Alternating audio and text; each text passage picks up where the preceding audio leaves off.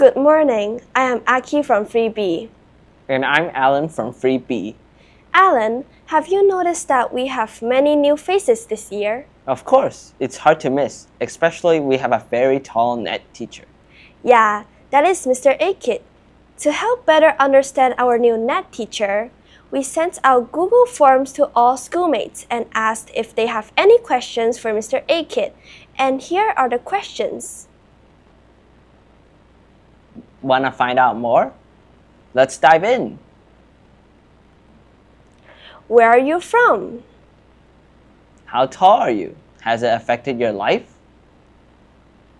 What sports do you like to play? What are your interests? What are your expectations in Hang Yi? Good morning, everyone. I'm excited to share a little bit about myself today with all of you. I come from the sunny coast of Durban in South Africa, and as you can see on the map, my city can be found on the east coast. We are known for good beaches, humid weather, and great white sharks that can be found further out to sea. So here are some pictures of me struggling in different parts of the world.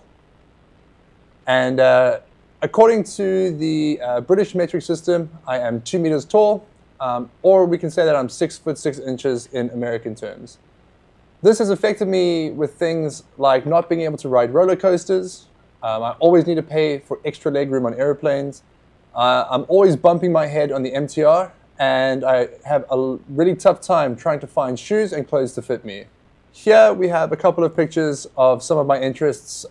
This is mainly with sports and music, but I love playing rugby, basketball, and football. My main interests are reading books, hiking or going to the beach, playing music and video games, and cooking. Over here are some of my favorite books that I have read, and we even have some of them in our library here at school. My expectations for this year are high.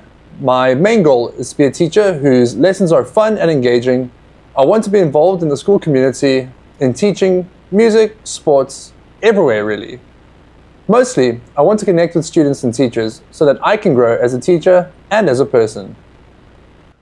Most experts agree that the best approach is to immerse yourself in the culture around the language that you're trying to learn.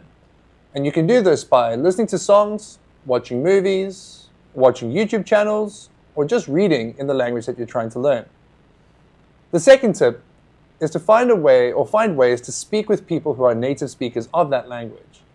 Now, that may be a little bit harder here at school, but if you have family friends or if you do activities outside that involve native speakers of a language, they will often show you ways to use the language naturally without needing it to be a lecture or for someone to have to formally teach you. And finally, the last thing to do and the last tip that I can give you for using new language is that you have to try. Language skills are exactly like muscles. If you don't use them, they will grow weaker and weaker, and using them will be harder and harder. But if you work on them slowly over time, you will see results. Next week, we'll be looking at how to set and use goals to achieve growth. If you would like to share one goal with us on Campus TV next week, please let your English teacher know. And until next time, I'm Mr.Acutt, and goodbye. We hope this brief Q&A session can help everyone better understand Mr.Acutt. Hold on a second, you haven't covered all the questions. Yes, there are too many questions to answer, and some of them are interesting, like this question. Raised by a student from 2D. Well, look on the bright side.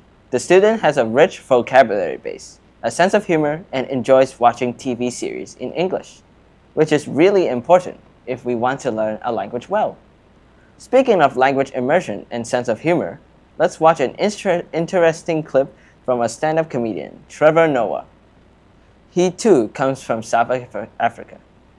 He has his own talk show and Netflix series. Yeah, he is now a world-renowned producer, actor, and comedian. Yeah, yang punya drumstick. Okay, yes, ang seven daw, seven. Okay, all the people is like one time. The greatest change. It's not D2, it's C15. It's not D2, it's C15. If you can go to D2, oh, you can find nothing. Okay, bye-bye. So schoolmates, remember the rule of thumb. Immerse in the culture and spend time practicing.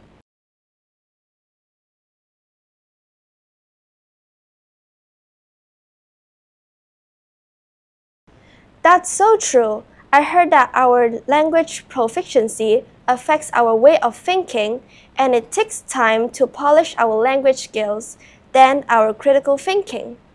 That's it for today. Have a nice day.